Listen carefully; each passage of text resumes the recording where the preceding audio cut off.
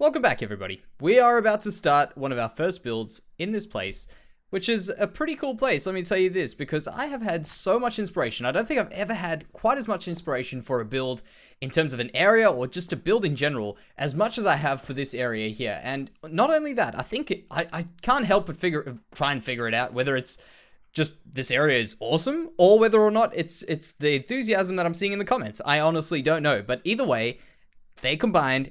They're working well, and I'm very, very excited for what we've got going on here and what we're going to be doing with it for sure. And that has started a few days ago, but today it will continue. We will keep going with this, and we are going to be adding the very first barn, as I say, to this area. And you can see I've got a little bit of an area prepared for this.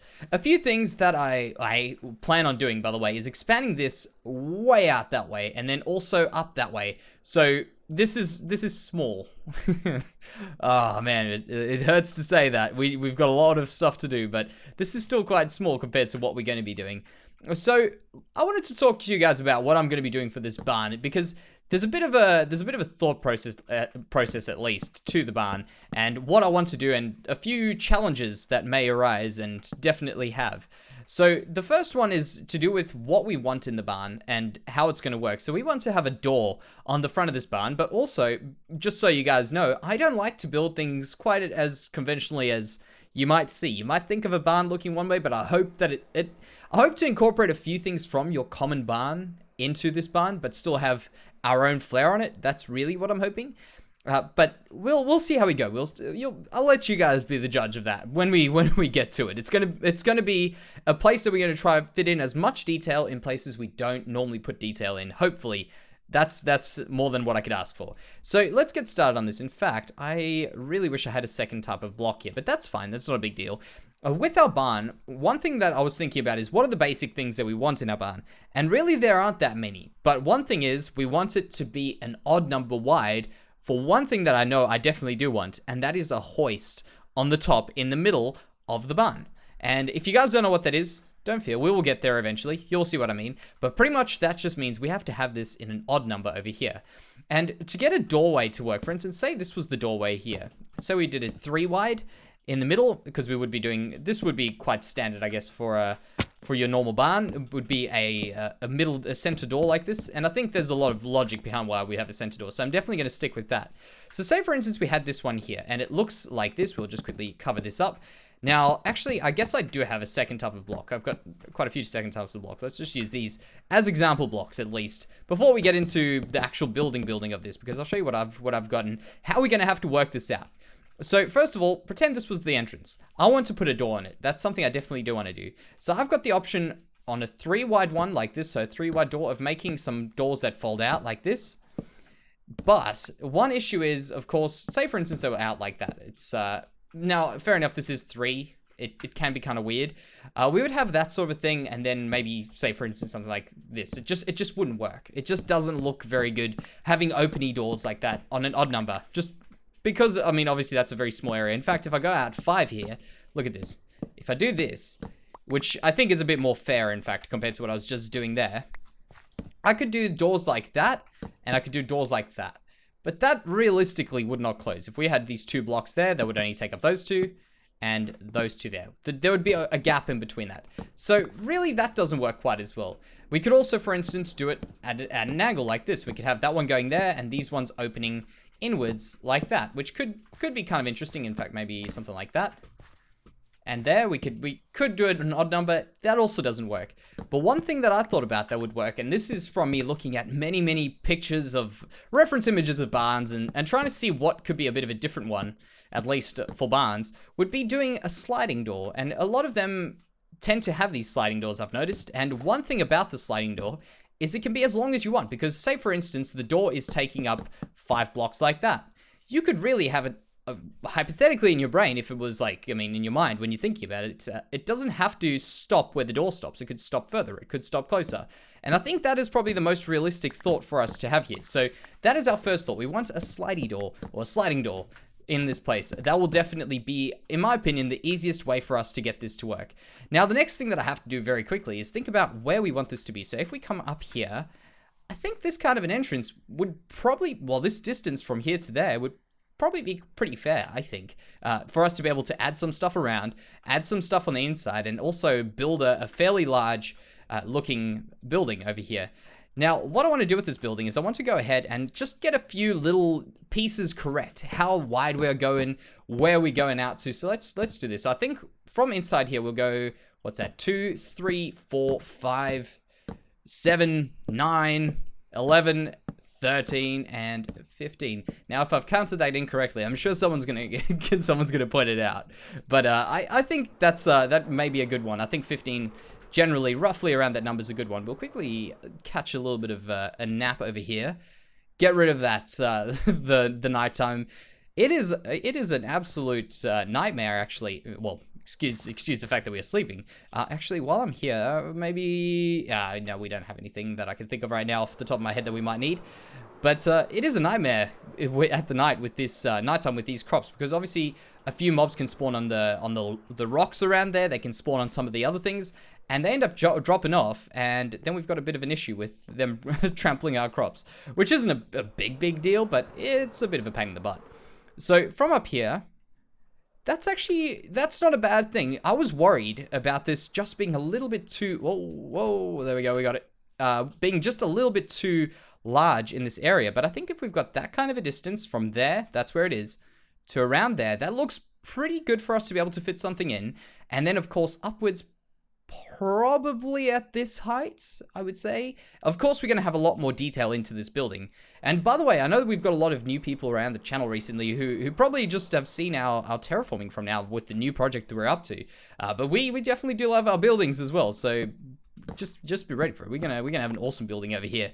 So I guess what I'll do right now is I'll get started on this area here, maybe laying out a few more things. I'm gonna probably say that we're gonna need to make ourselves some supports inside. We'll have to work those out. But really something to think about right now, at least I'm sure if someone's out there who might have some cool ideas, is what goes inside a barn, what goes outside a barn, and how can we get them to fit in? Really, more or less, what goes inside and outside of a barn. What I've thought about was some piece of equipment, hay bales, maybe a few animals could be staying in there.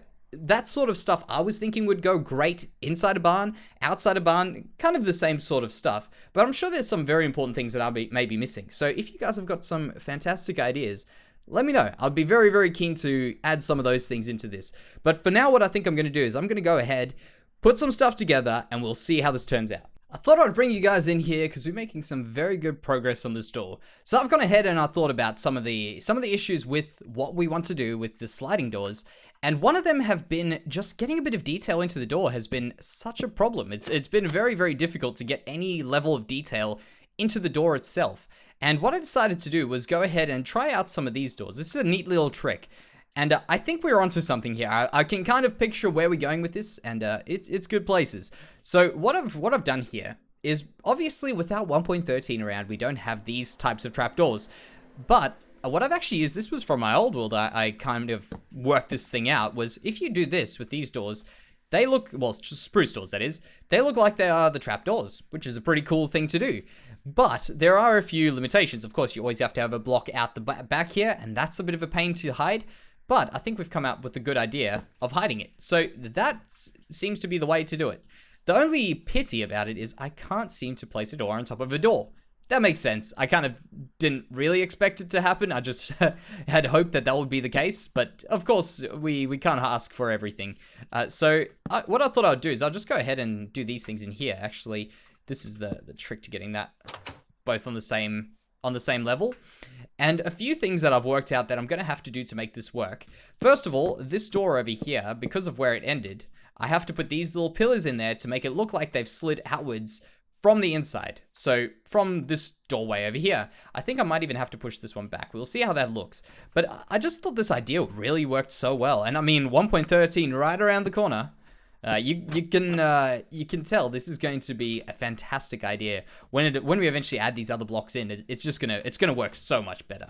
But for now, I think coming up with these sorts of weird ways around things, the standard we play the version we're in. You know, that's what we got to do.